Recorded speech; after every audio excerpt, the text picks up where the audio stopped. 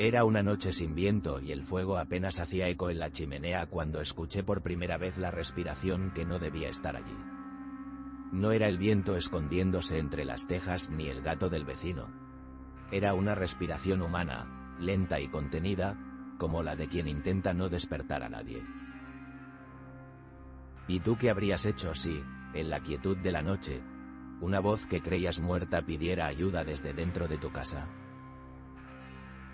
Me senté más derecho en la mecedora porque los años te enseñan a no confundir los ruidos de la casa con fantasmas, pero ese sonido tenía una dirección, un lugar donde se clavaba en el silencio, detrás del armario del pasillo. La chimenea chisporroteó, y por un instante, todo lo demás pareció sostener la respiración conmigo. Era imposible, lo sabía. Elena llevaba muerto 7 años, y aún así mi cuerpo obedecía a un animal primario que quiere proteger. Pensé en llamar a alguien, en tocar con decisión la puerta de esa habitación, en encender todas las luces, pero antes de moverme se repitió. Una exhalación templada, un hilo de voz ahogado que dijo lo que no debía decir. «Abuelo», murmuró. El nombre de mi nieta me atravesó como un hielo que no se derrite. Fueron 5 letras que me llevaron directo al borde de la memoria, a un día con lluvia y una prisa que todavía me corría por las manos. ¿Cómo decirles a los demás que no era el viento y que no era un sueño? No tenía pruebas, solo esa voz en el pasillo y la certeza de que, si no abría la puerta, alguien podría estar sufriendo. Me levanté despacio, porque los huesos piden respeto, y tomé la linterna que guardaba en el cajón de la mesa. La luz cortó la oscuridad como una cuchilla blanca. Abrí el armario y mis ojos vieron mucho más de lo que esperaban. Ropa colgada, las bufandas que Elena tejía, cajas con cartas, la manta con las iniciales de mi mujer. No había ninguna persona, pero el olor era distinto, como un perfume tenue que no había usado en años. Un olor que me tiró hacia atrás en el tiempo hasta una tarde en la que mi nieta se escondía dentro de aquel armario para jugar a ser mayor. Por un momento pensé que la cochera de la memoria se me había abierto y allí dentro se desbandaban los recuerdos buenos y los peligrosos. Risas, regaños, una decisión tomada deprisa. Volví a escuchar la respiración, más lejana, como si algo se hubiera movido hacia la cocina. Decidí no despertar a nadie. Puse la linterna en el suelo y fui dejando notas escritas, pequeñas instrucciones que a mis manos temblorosas se les parecían a mapas. Si escuchas esto, sal y espera en la puerta. Era absurdo, pero a veces lo absurdo nos salva de lo peor. La idea de una prueba tangible contra la locura que es sentir voces. Caminé por la casa con la sensación de estar siendo observado por mis recuerdos. Los objetos que Elena había tocado seguían ahí, los mismos, pero algunos parecían haber sido movidos. Una taza en la encimera que yo juraba haber dejado dentro del fregadero. Un libro abierto sobre la mesa con la página cambiada. Pequeños ajustes que obligaban a mi mente a dudar. ¿Falla la memoria o hay alguien que intenta hablar sin que yo lo descubra? Salí a la calle.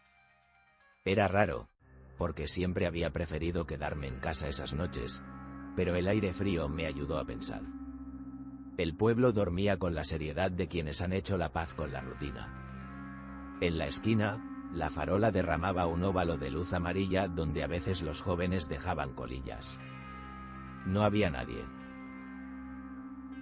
En la plaza, el banco en el que solía sentarme con Elena seguía igual, pero la pieza que faltaba en el borde me señaló otra vez hacia la ausencia. Había una marca oscura donde antaño se posaba su bolso.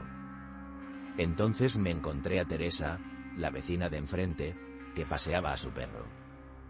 Sus ojos me miraron con esa mezcla de compasión y curiosidad que los años regalan. ¿Estás bien?, preguntó. No supe responder con sencillez. Le conté lo de la respiración, lo de la voz que dijo, abuelo.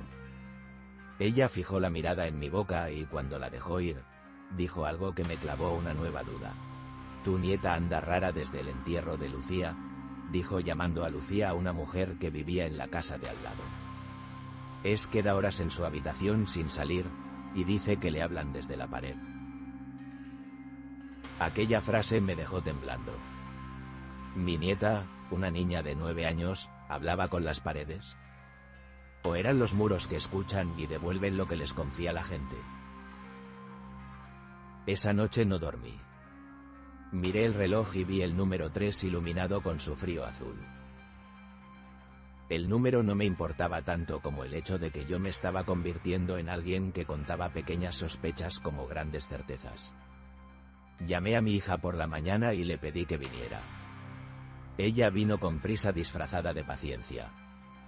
A veces las personas hacen grandes viajes para ver si lo que estás viendo tiene un nombre aceptable.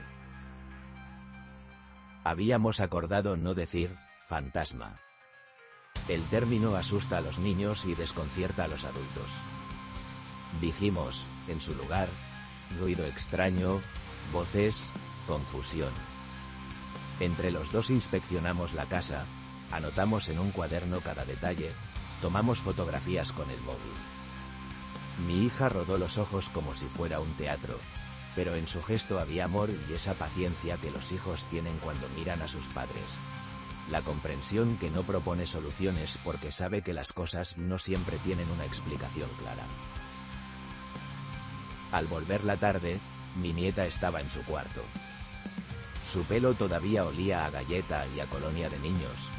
Su mirada, en cambio, tenía una veta de solemnidad que no debía tener a su edad. Cuando se me acercó, lo hizo despacio, como si midiera el peso de cada paso. Me abrazó sin mucha fuerza y dijo: «Mi habló otra vez, abuelo. Me dijo que recuerde la noche del coche». Las palabras me golpearon con la precisión de aquello que has enterrado y que alguien desentiende para ver si sigue vivo. La noche del coche. Una lluvia pegajosa, carretera resbaladiza, una decisión apresurada de la que nunca habl con acento agudo, nunca en voz alta porque su etiqueta era demasiado dura para compartirla con los demás.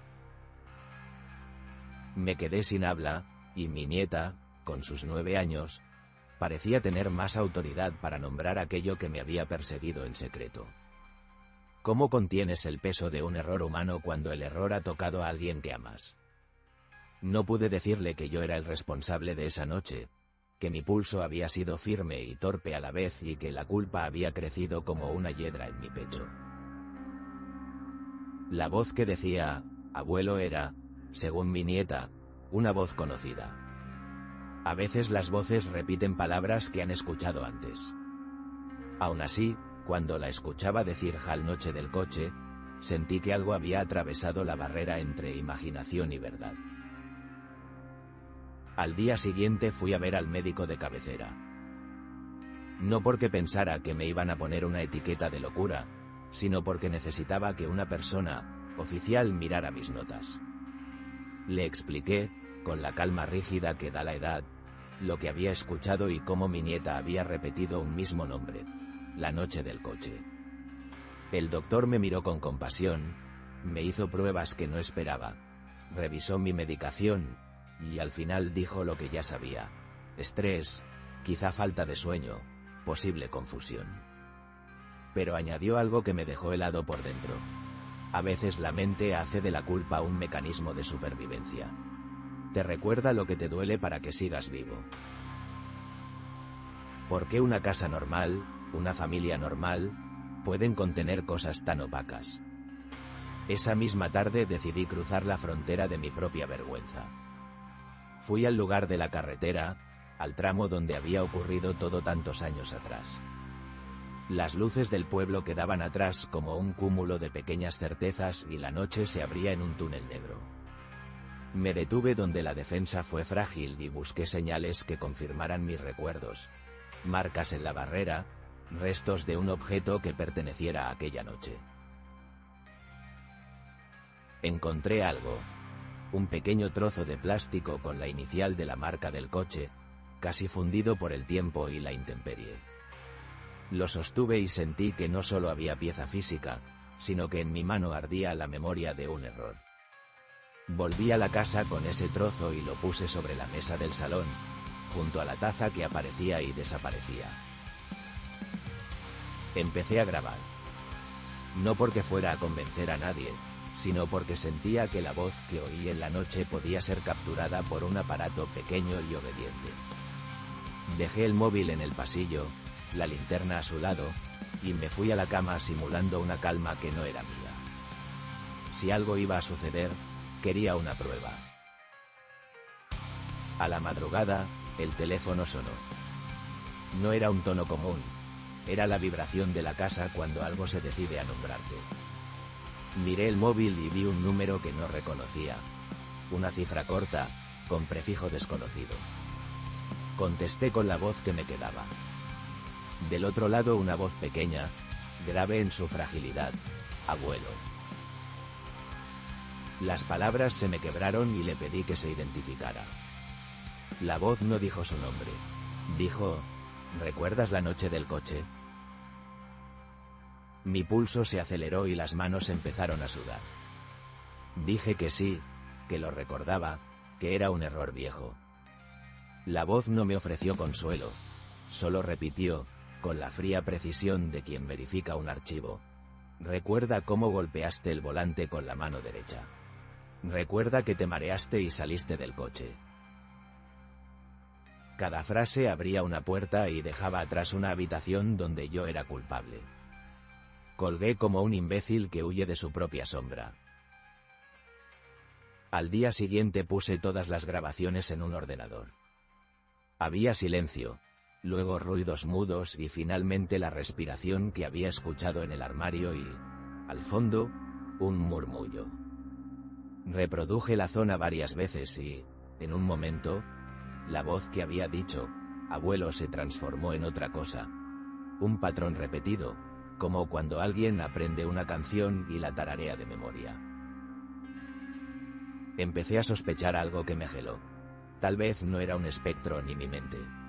Tal vez alguien, con tiempo y paciencia, estaba reproduciendo voces. Alguien que sabía qué palabras encendían mi culpa. Esa posibilidad me dio un alivio torcido porque si había un responsable humano, entonces mis recuerdos no debían ser la única verdad. Quise encontrar a esa persona. Rebusqué en el teléfono de la casa, en el historial de llamadas, en las huellas del ordenador, nada parecía claro. Entonces recordé a Lucía, la vecina de la que habló Teresa, una mujer que había perdido a alguien en circunstancias parecidas años atrás. Fui a su casa con la sensación de ir a encontrar a una confidente o a un enemigo. Lucía me abrió con la calma de quien no teme a las visitas nocturnas. Su mirada me atravesó y, sin preámbulos, dijo: he escuchado voces también. A veces desde las paredes, otras desde el teléfono. A veces parece que el pueblo entero grita nuestras culpas. Nos sentamos y hablamos largo. Ella había tenido su propio accidente, y su verdad y mi verdad tenían un territorio en común: culpa, silencio, gente que insiste en mirar hacia otro lado.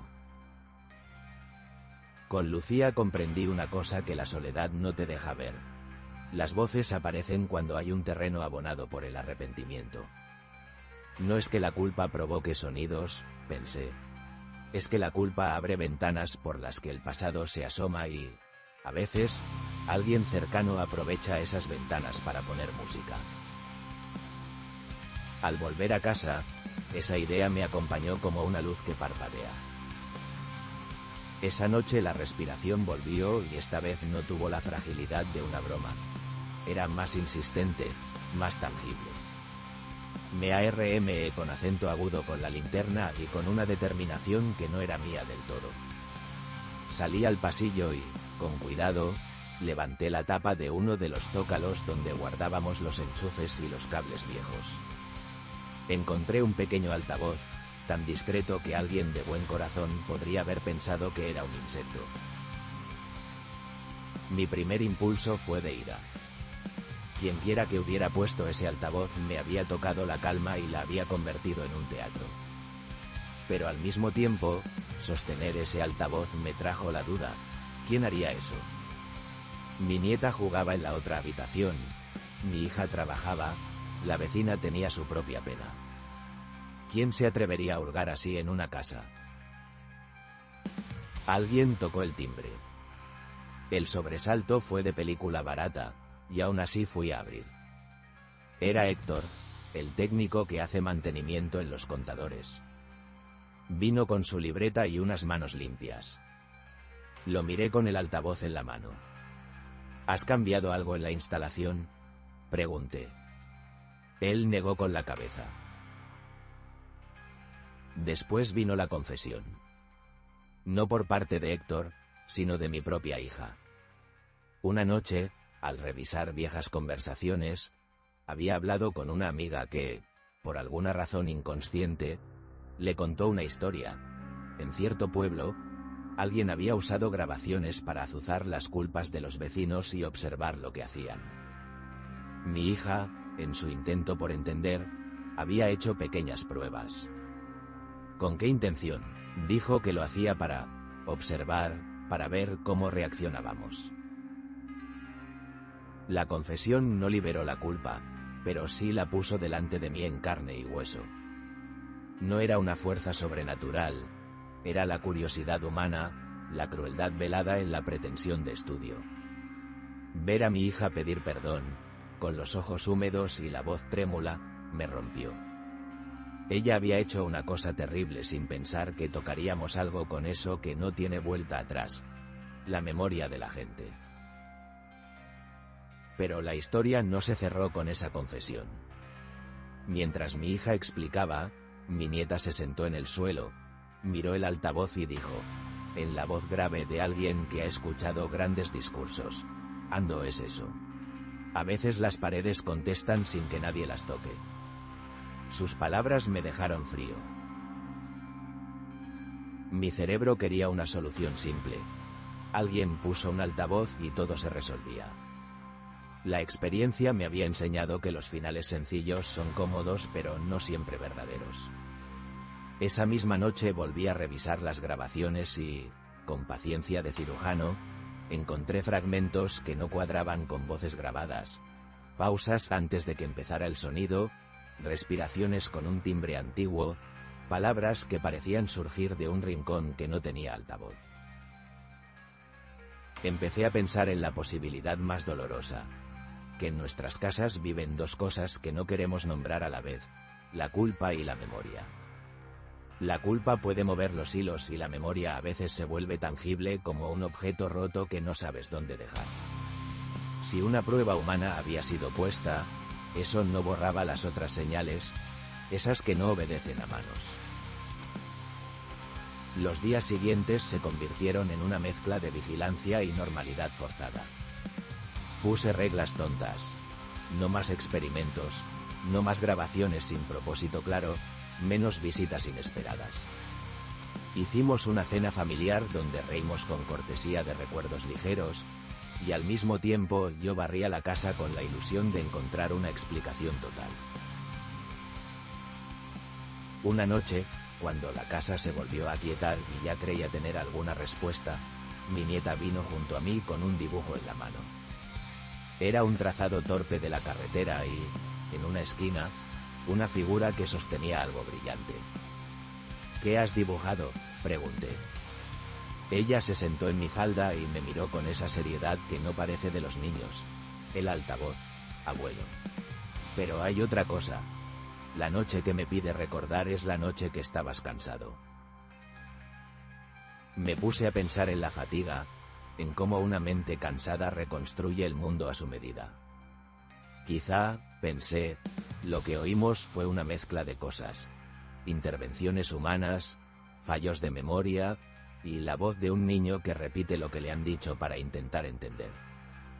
Todo encajaba, pero aún quedaba una pieza suelta. ¿Por qué alguien usaría nuestras culpas como entretenimiento o estudio? ¿Y por qué, incluso después de haber encontrado el altavoz, seguía escuchando esas respiraciones que no tenían ubicación? La última noche que quiero contar fue la más simple y, a la vez, la más terrible porque no hubo respuesta definitiva. Me desperté con la sensación de que alguien me observaba y, sin pensarlo, fui al pasillo.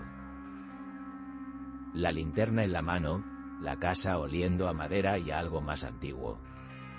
Escuché la respiración y, por primera vez, no la confronté con preguntas lógicas. Simplemente me senté en la alfombra del pasillo y respiré con ella. La respiración se volvió un ritmo que iba y venía como la marea.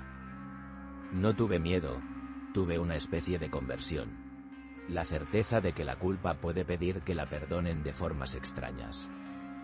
Cerré los ojos y, por una milésima, pude ver la noche del coche no como una herida abierta sino como un documento que varias manos habían leído, interpretado y doblado. No sé si eso fue un truco del sueño o una verdad. Al abrir los ojos, la casa estaba en silencio. En el pasillo, sobre la alfombra, había una hoja de papel con una frase escrita con la letra temblorosa de alguien que intenta pedir perdón sin nombrarlo. Ando sabía cómo hacerlo mejor. No supe identificar la caligrafía. Podría haber sido de mi hija, de mi nieta, de Lucía.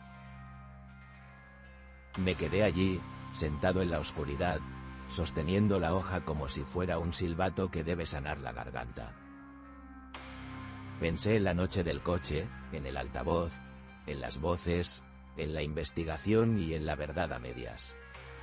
Lo que me quedó claro es que en nuestras casas conviven cosas que comprendemos y cosas que no, que a veces las voces proceden de aparatos y otras veces de algo más profundo que vive dentro de nosotros, y que la única forma de seguir adelante no es borrar la culpa, sino aprender a convivir con ella sin convertirla en un espectáculo para terceros. Y a veces, cuando el silencio vuelve a la chimenea y la madera susurra como quien no se atreve a hablar alto, me pregunto si lo que oímos es la voz de los que no pudieron decir adiós o la voz de quienes, por miedo, no supieron pedir ayuda. Esa pregunta se queda en el aire, sin un envoltorio cómodo. No busco absoluciones, busco que las cosas dejen de herirme con su memoria. Si tuviera que dejar una lección, diría que el terror más efectivo no viene de lo desconocido que nos ataca desde afuera, sino de lo conocido que nos golpea desde adentro. Decisiones que guardamos como armas, palabras que no dijimos, niños que recogen la historia ajena y la repiten sin entender sus consecuencias. Ese terror es sutil porque se disfraza de cotidiano y porque no siempre tiene explicación. A veces me siento con mi nieta y le cuento cosas pequeñas, no las grandes culpas. Le hablo de flores, de las noches de pesca, de cómo teje Elena sus bufandas en los días nublados, y ella me escucha como se escucha a quien trae la paz. Otras veces, sin embargo, aparece la respiración y no intento atraparla, solo la dejo pasar como quien permite que una tormenta atraviese la ventana antes de limpiar el suelo. No solucioné todo. El altavoz desapareció y reapareció misteriosamente. Las grabaciones contenían fragmentos que no se podían explicar, y algunas noches mi nieta seguía diciendo que algo le hablaba desde la pared. Vivimos con eso, como con una cicatriz que no se tiene por vergüenza, sino por recordatorio. Si me preguntas qué fue lo que realmente ocurrió, no podría darte una única respuesta. Podría decirte que fue una combinación de manos humanas, de mentes fatigadas y de un corazón que no encontró otra forma de expiarse. Podría decirte que lo único seguro es que, cuando las palabras que pesan se dejan en libertad, terminan por tocar a quienes estuvieron cerca. A veces cierro los ojos y escucho la respiración otra vez, y me siento extrañamente agradecido. Agradecido porque me obligó a mirar, a pedir perdón, a admitir que fui humano en todo su sentido imperfecto. Otras veces me despierta la culpa, y me recuerda que las noches son un lugar donde las cosas no resueltas vuelven a probar. Desde entonces, he aprendido a no cerrar las puertas sin mirar dentro, a preguntar más y a juzgar menos. He aprendido también que, Cuando alguien dice tu nombre en la oscuridad, no siempre quiere atemorizarte, a veces pide que estés allí, que mires y que sostengas el peso de lo que no pudo decirse.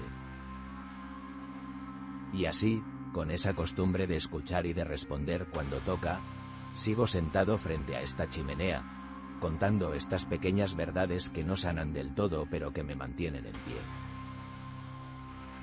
Desde entonces, nunca he vuelto a cerrar los ojos del todo.